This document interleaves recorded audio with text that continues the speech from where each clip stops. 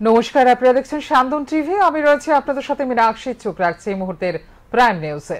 সোমবার মুক্তধারা অডিটোরিয়ামে এক অনুষ্ঠানের মধ্য দিয়ে ওড়িশা রাজ্যের প্রতিষ্ঠা দিবস উপলক্ষে উৎকল দিবস পালন করা হয়। অনুষ্ঠানের উদ্বোধন করেন রাজ্যপাল ইন্দ্রসেনা রেড্ডি নাল্লু। অনুষ্ঠানের শুরুতে জাতীয় সঙ্গীত পরিবেশন করা হয়। রাজ্যপাল চাকাদোলা নামে একটি স্মরণিকার আবরণ উন্মোচন করেন। পরে রাজ্যপাল ইন্দ্রসেনা রেড্ডি নাল্লু বক্তব্য রাখতে গিয়ে উৎকল উৎসবের উপলক্ষে সকলকে শুভেচ্ছা জানান। তিনি বলেন, ওড়িশার ঐতিহ্য, সংস্কৃতি ও শিল্পকলার সুখ্যাতি দেশ বিদেশে সমাদৃত। তিনি ওড়িশার শিক্ষা পরিকাঠামো, ওড়িশি নৃত্যকলা, পুরীর জগন্নাথ মন্দির, কোণার্কের সূর্য মন্দির, চিল্কা হ্রদ, শিমলিপাল ন্যাশনাল পার্কের বিশেষত্বের কথাও তুলে ধরেন। উৎকল দিবস অনুষ্ঠানে বক্তব্য রাখেন ওড়িশা সমাজ ত্রিপুরার মুখ্য পৃষ্ঠপোষক ডক্টর এস.কে. প্রতিহারী। তিনি সংগঠনের গ্রন্থাগারের বই কেনার জন্য 20,000 টাকা দান করেন। অনুষ্ঠানের উদ্যোক্তা ওড়িয়া সমাজ ত্রিপুরার সচিব প্রফেসর আর.কে. মহাপাত্র সংগঠনের প্রতিবেদন উপস্থাপন করেন।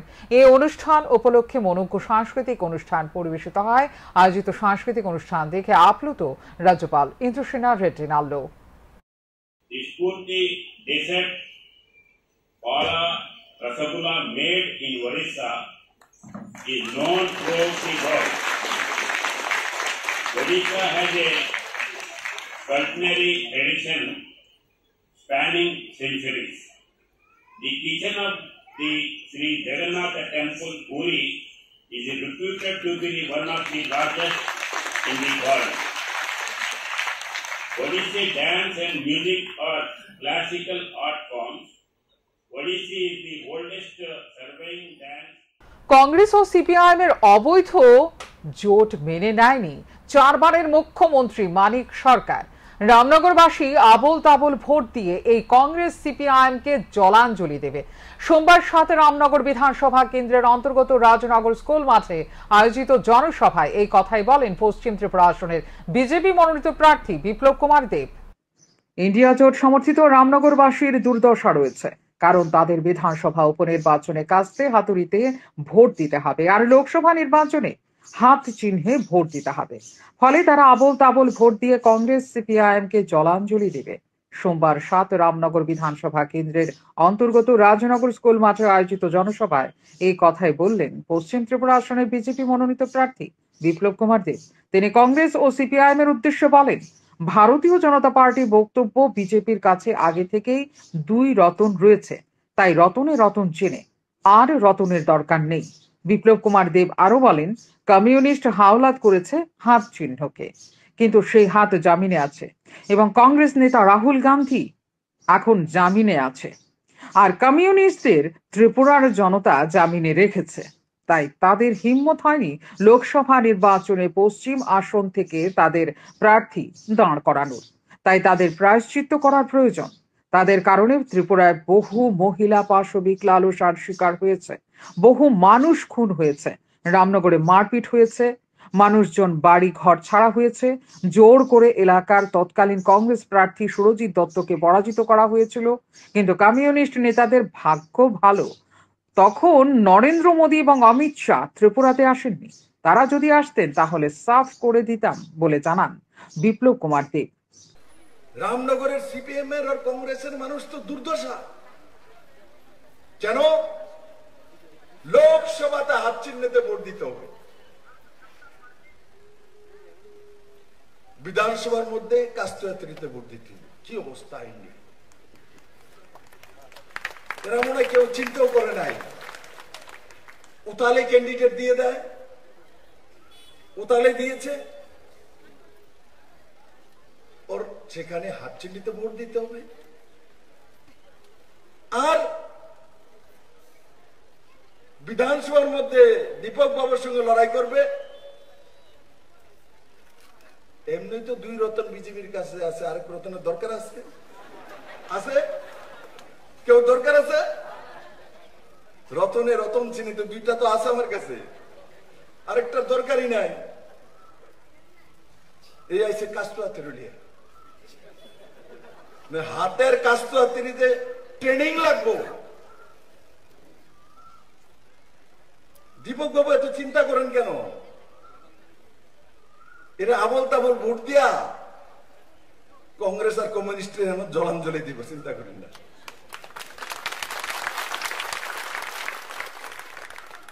বিনাশকালে বিপরীত বুদ্ধি,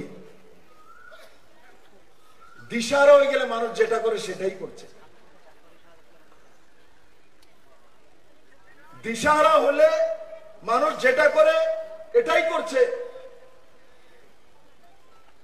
কংগ্রেসের নেতা রাহুল গান্ধী বেলে আছেন, জানেন কি? কোর্ট থেকে বেল 5,000 কোটি টাকার কেলেঙ্কারি। আর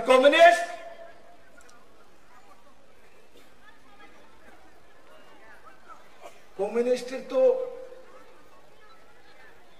ত্রিপুরার জনতা বেলে রেখে দিচ্ছে। ত্রিপুরার জনতা কমিউনিস্টকে বেলে রেখেছে, তার জন্য হিম্মত নেই কাস্তাতের চিহ্নে লোকসভা দাঁড়ায়, তার জন্য হাওলাত করেছে। হাত চিহ্ন কেউ, সেও 5,000 কোটি টাকার বেলের মধ্যে রয়েছে।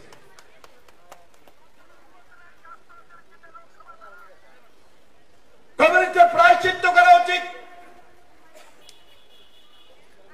যে ত্রিপুরা রাজ্যে কংগ্রেস আর কমিউনিস্টের নেতৃত্বের কারণে হাজারো মহিলা বলাৎকার হয়েছে।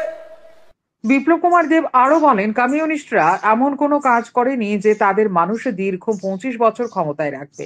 বিপ্লব কুমার দেব কর্মীদের উদ্দেশ্যে বলেন, খাতায় লিখে রাখুন, 4 বারের মুখ্যমন্ত্রী মানিক সরকার কংগ্রেসকে ভোট দিয়ে ভোট ট্রান্সফার করবে না, কারণ রামনগর বিধানসভা কেন্দ্রের উপনির্বাচনের মনোনীত সিপিআইএম প্রার্থী রতন দাস এবং লোকসভা পশ্চিম ত্রিপুরা আসনের ইন্ডিয়া জোট মনোনীত প্রার্থী কংগ্রেস প্রার্থী আশিস কুমার সাহার মনোনয়নপত্র দাখিলের মিছিলে উপস্থিত ছিলেন না মানিক সরকার। তার অনুপস্থিতি স্পষ্ট করেছে কংগ্রেস ও সিপিআইএম এর অবৈধ জোট। তার অনুপস্থিতি স্পষ্ট করেছে কংগ্রেস ও সিপিআইএম এর অবৈধ জোটকে তিনি মেনে নিতে পারেননি। তিনি কমিউনিস্টদের উদ্দেশ্যে চ্যালেঞ্জ ছুড়ে বলেন, যদি হিম্মত থাকে তাহলে মানিক সরকারকে দিয়ে রামনগরে একটি বক্তব্য দিয়ে দেখানোর জন্য, এবং মানিক সরকার রামনগর এলাকায় এসে বলুক হাত চিহ্নে ভোট দিয়ে পশ্চিম ত্রিপুরা আসন থেকে আশিস কুমার সাহাকে জয়যুক্ত করার জন্য। মাথা খারাপ? কখনো এই কথা বলবেন না মানিক সরকার। এভাবেই ইন্ডিয়া জোটকে কাঠগড়ায় তুললেন বিপ্লব কুমার দেব। আয়োজিত সভায় এছাড়াও উপস্থিত ছিলেন রামনগর বিধানসভা কেন্দ্রের উপনির্বাচনের বিজেপি প্রার্থী দীপক মজুমদার, মন্ত্রী সুশান্ত চৌধুরী সহ অন্যান্য নেতৃত্ব। শান্তন টিভি। 25 বছর বামেরা গুছিয়ে মিথ্যা কথা বলে সাধারণ মানুষকে বোকা বানিয়েছে। তখন বাম এবং কংগ্রেস চিরশত্রু ছিল, এখন তারাই জোট বেঁধেছে। সোমবার বিজেপি কিষাণ মোর্চার উদ্যোগে খোয়াই বিধানসভার অন্তর্গত সিঙ্গিচড়া শরৎচন্দ্র দ্বাদশ শ্রেণী বিদ্যালয়ের মাঝে জনসভায় একথাই বললেন প্রদেশ বিজেপির সভাপতি রাজীব ভট্টাচার্য। 35 বছর ধরে বাম এবং কংগ্রেস দল মিলে রাজ্যটাকে পুরো শেষ করে দিয়েছে। 2014 সালের পর থেকে মানুষ বুঝতে পেরেছে পরিবর্তনের প্রয়োজন। প্রধানমন্ত্রী নরেন্দ্র মোদীর হাত ধরে এই উন্নয়নের ধারা দেখে সাধারণ মানুষ সহ বুদ্ধিজীবী প্রত্যেককে উপলব্ধি করতে পেরেছে এই সর্বনাশা সরকারের অবসান করা প্রয়োজন। খোয়াই সিঙ্গিছড়া শরৎচন্দ্র দ্বাদশ শ্রেণী বিদ্যালয়ের মাঠে ত্রিপুরা লোকসভা পূর্ব ত্রিপুরা সংরক্ষিত আসনের প্রার্থী কৃতি সিং দেববর্মনের সমর্থনে আয়োজিত জনসভায় এভাবে সিপিআইএম এবং কংগ্রেস দলকে আক্রমণ করেছে প্রদেশ সভাপতি রাজীব ভট্টাচার্য। সোমবার বিকেল 4টায় বিজেপি কিষাণ মোর্চার উদ্যোগে খোয়াই বিধানসভার অন্তর্গত সিঙ্গিছড়া শরৎচন্দ্র দ্বাদশ শ্রেণী বিদ্যালয়ের মাঠে জনসভার আয়োজন করা হয়। পূর্ব ত্রিপুরা আসনে বিজেপি ও তিপ্রামথা জোটের প্রার্থী কৃতি সিং দেববর্মার সমর্থনে জনসভার আয়োজন করা হয়। এদিনের জনসভায় প্রধান বক্তা ছিলেন ত্রিপুরা প্রদেশ বিজেপি সভাপতি রাজীব ভট্টাচার্য। জনসভায় বক্তব্য রাখতে গিয়ে প্রদেশ সভাপতি রাজীব ভট্টাচার্য আরও বলেন, 25 বছর বামেরা গুছিয়ে মিথ্যে কথা বলে সাধারণ মানুষকে বোকা বানিয়েছে। তখন বাম এবং কংগ্রেস চিরশত্রু ছিল, এখন তারাই জোট বেঁধেছে, কিন্তু সিপিআইএম এবং কংগ্রেস জোট বলতে তাদের লজ্জা হয়, সেজন্যই নিজেদেরকে ইন্ডিয়া জোট নামে প্রচারের আলোতে আনছে। এই অশুভ জোটকে মেনে নেবে না রাজ্যের মানুষ। এই কংগ্রেস এবং সিপিএম একজোট হয়েছে, এই খোয়াইতে সিপিএম এর পর বহু নেতা এই খোয়াই থেকে সিপিএম এর বহু নেতার হাতে করি হয়েছে। আজকে তারা দ্বিধাগ্রস্ত হয়ে গেছে, কমিউনিস্টরা দ্বিধাগ্রস্ত হয়ে গেছে। আজকে আমি জিজ্ঞেস করতে চাই আপনাদের মাধ্যমে, আমাদের প্রাক্তন মুখ্যমন্ত্রী মানিক সরকার উনি কোথায় ভোট দেবেন? উনি তো পূর্ব পশ্চিম আসনে উনি ভোট দেবেন।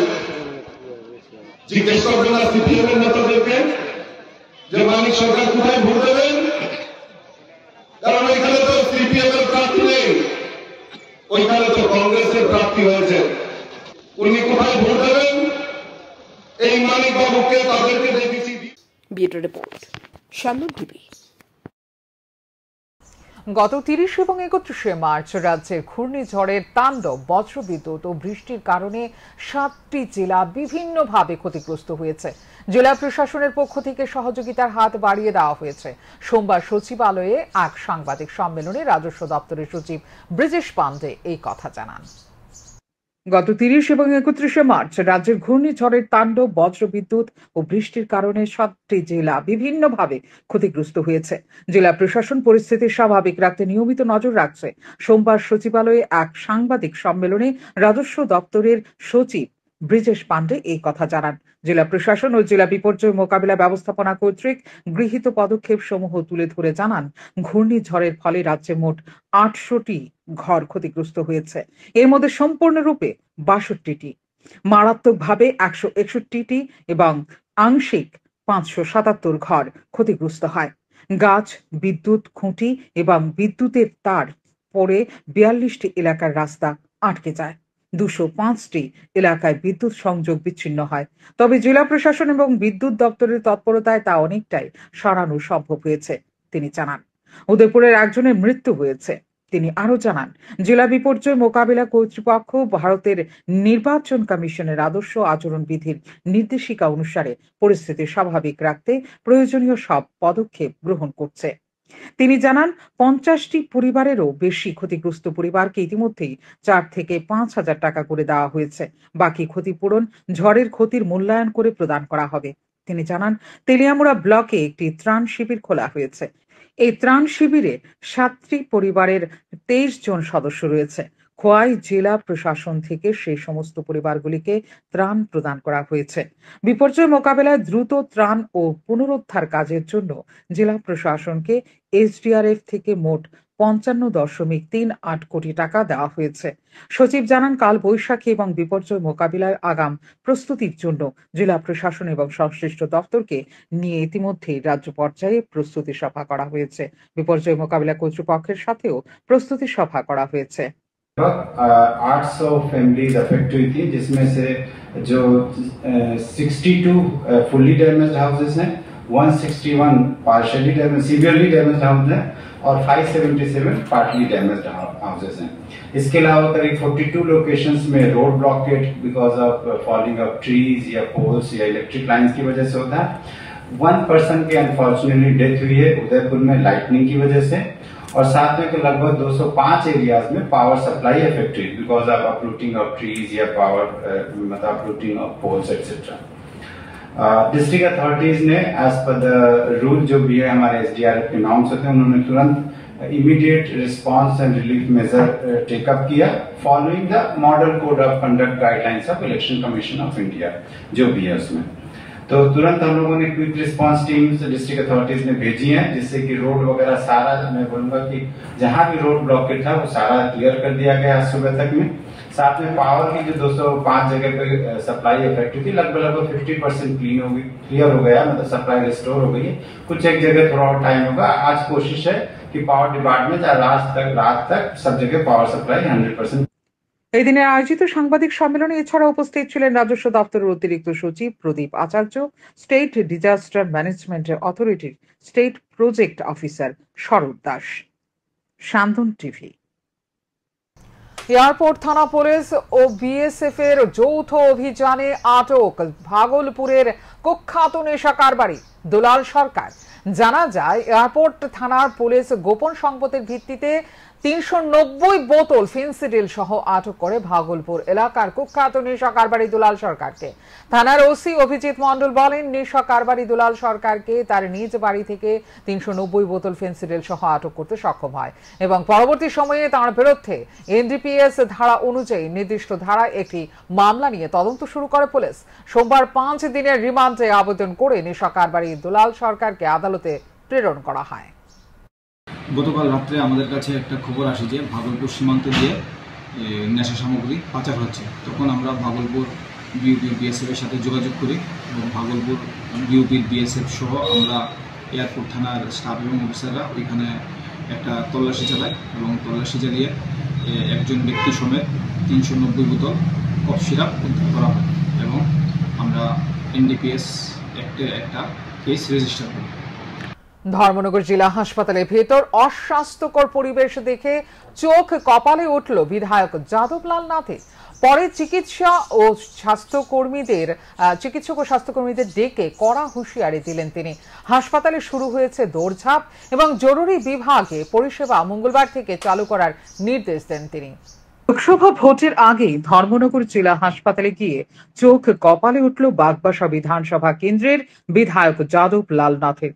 জানা যায়, সোমবার জেলা হাসপাতালে রোগীদের খোঁজ খবর নিতে গিয়েছিলেন বিধায়ক যাদব লাল নাথ, কিন্তু হাসপাতালের অব্যবস্থা ও দুর্গন্ধময় পরিবেশ দেখে ক্ষোভে ফেটে পড়লেন তিনি বলেন, জেলা হাসপাতালে রোগী দেখতে এসে বিভিন্ন ওয়ার্ডে যান, সেখানে তিনি প্রচন্ড দুর্গন্ধ ও আবর্জনা পড়ে থাকতে দেখেন।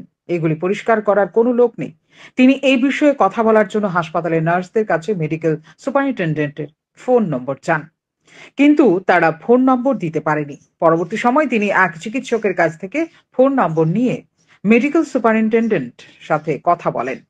তিনি আগরতলায় থাকায় ফোনে তিনি বিধায়ককে জানিয়েছেন হাসপাতাল পরিষ্কার করার দায়িত্বে যারা রয়েছেন তারা এই কাজ করে দেবেন। এরপর তিনি দাঁড়িয়ে থেকে জেলা হাসপাতালের বিভিন্ন ওয়ার্ড পরিষ্কার করান।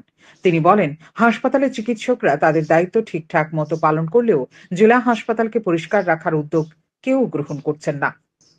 তিনি বলেন, বিজেপির সরকার ও রাজ্যের মুখ্যমন্ত্রী স্বাস্থ্য পরিষেবার উন্নতির জন্য প্রতিনিয়ত কাজ করে যাচ্ছেন, যা এর আগে কখনো হয়নি। বিগত সরকারের আমলে 25 বছর শুধু মিছিল মিটিং করে সময় কাটানো হয়েছে। তিনি সাফ জানিয়ে দিয়েছেন, এখন থেকে দিনে 3 বার হাসপাতাল পরিষ্কার রাখতে হবে, অন্যথায় তিনি এই বিষয়ে রাজ্যের মুখ্যমন্ত্রী সহ ধর্মনগরের বিধায়ক বিশ্ববন্ধু সেনের সঙ্গে কথা বলে এর উপযুক্ত ব্যবস্থা গ্রহণ করবেন। কিন্তু এটাকে পরিচালনা করার জন্য যে ত্যাগের দরকার, এই ত্যাগটা সবার মধ্যে নেই। ওরা আসেন, যা ডিউটি করার দরকার ডিউটি করলাম, টাইমের মধ্যে বসলাম, এর বাইরে তারা করতে চায় না। এটা আমাদের জন্য একটা দুর্ভাগ্য।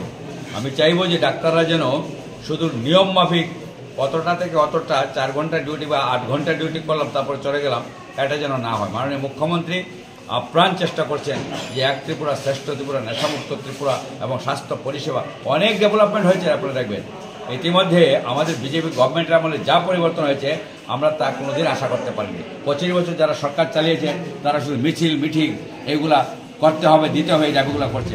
এখন আমাদের গভর্নমেন্টের কাছে করতে হবে দিতে হবে বলতে হয় না, আমরা স্বতঃস্ফূর্তভাবে আমাদের মাননীয় মুখ্যমন্ত্রী প্রফেসর ডক্টর মানিক সাহা উনি কাজ করছেন এবং ওনার নেতৃত্বে ত্রিপুরা এগিয়ে যাচ্ছে।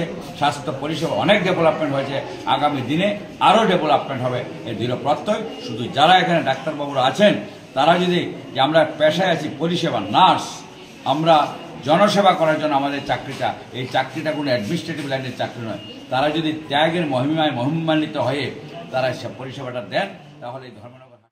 এদিকে সূত্রের খবর, হাসপাতালে জরুরি বিভাগে রোগী দেখা বন্ধ হয়ে আছে। মঙ্গলবার থেকে জরুরি বিভাগে রোগী দেখা শুরু করার জন্য নির্দেশ দিয়েছেন বিধায়ক, না হলে এমএস কে তাঁর সাথে কথা বলার জন্য বলেছেন। শান্তন টিভি। সোমবার সন্ধ্যায় এক যোগদান সভার মধ্য দিয়ে কংগ্রেস সহ বিভিন্ন দল ত্যাগ করে 70 পরিবারের 3 শতাধিক ভোটার বিজেপি দলে যোগদান করে। রাজধানীর বিদুরকর্তা চৌমুহনীস্থিত বিজেপি নির্বাচনী কার্যালয়ে অনুষ্ঠিত হয় এই যোগদান সভায় উপস্থিত ছিলেন প্রদেশ বিজেপি সভাপতি রাজীব ভট্টাচার্য, পশ্চিম ত্রিপুরা লোকসভা আসনের বিজেপি প্রার্থী বিপ্লব কুমার দেব, প্রদেশ বিজেপির সাধারণ সম্পাদক তথা বিধায়ক ভগবান দাস সহ অন্যান্যরা। সভায় উপস্থিত বিজেপি নেতৃত্বরা নবাগতদের হাতে দলীয় পতাকা তুলে দিয়ে তাদেরকে বিজেপি দলে বরণ করে নেয়। প্রদেশ বিজেপি সাধারণ সম্পাদক ভগবান দাস জানান, এই দিন সদর মহকুমার অধীন 7টি মণ্ডল থেকে কংগ্রেস সহ অন্যান্য বিরোধী দল ত্যাগ করে 70 পরিবারের 3 শতাধিক ভোটার বিজেপি দলে যোগদান করেছে। কংগ্রেস দলের সদর জেলা সাধারণ সম্পাদক দুলাল সাহার নেতৃত্বে তারা এই দিন বিজেপি দলে যোগদান করেছে।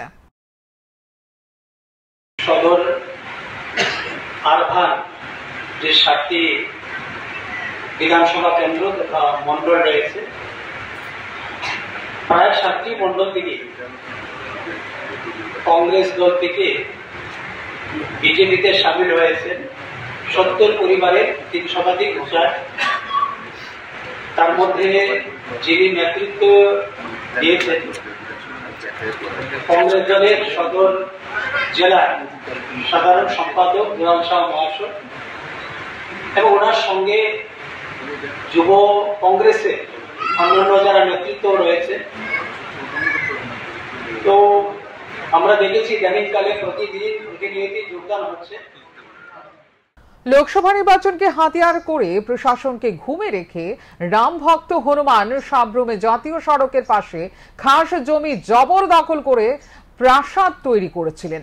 অবশেষে প্রশাসনের পক্ষ থেকে একটি প্রতিনিধি দল ঘটনাস্থলে গিয়ে কাজ স্থগিত করে দেয়।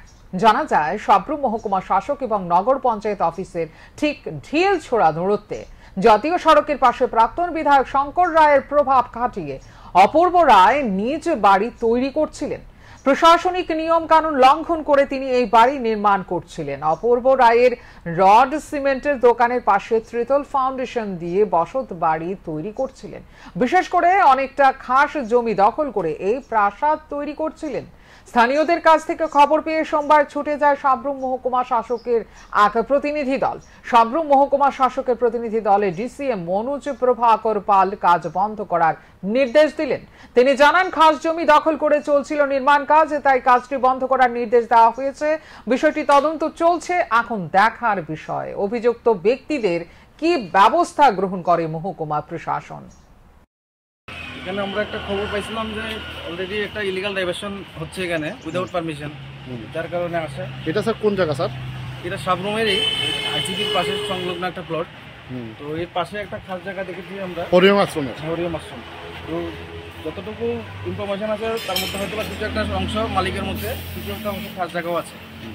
খাস জায়গার মধ্যে তো প্রশাসন করতে পারে না। 2 নম্বর কথা হচ্ছে নগর পঞ্চায়েতের ডাইভারশন পারমিশন ডিএম স্যার থেকে নিতে লাগে অ্যাজ পার অর্ডার যেটা আছে। তো ওইটারও পারমিশন নেই ওদের কাছে। নগর পঞ্চায়েতের কোনো পারমিশন নেই না। নগর পঞ্চায়েত তো হচ্ছে বিল্ডিং প্ল্যান অ্যাপ্রুভ করার জন্য, কিন্তু বাকিটা হচ্ছে আপনার যে ডাইভারশন পারমিশন বাস্তব করার জন্য সেটা ডিএম স্যার থেকে নিতে লাগে নগর পঞ্চায়েত থেকে। এখনকার মতো এই মুহূর্তের সংবাদ এই পর্যন্ত। অন্যান্য আপডেটস দেখার জন্য অবশ্যই নজর রাখতে হবে সান্দন টিভির পর্দায়। সান্দন টিভি, দায়বদ্ধতায় যার ঐতিহ্য।